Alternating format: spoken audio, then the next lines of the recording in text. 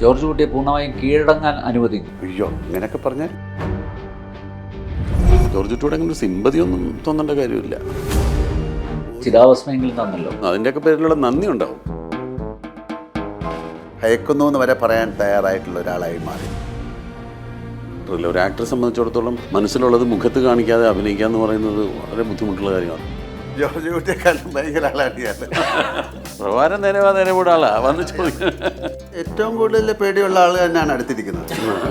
George കുട്ടിയാവാൻ എന്തൊക്കെ effort എടുത്തു, എന്തൊക്കെ ഉണ്ടാവില്ല.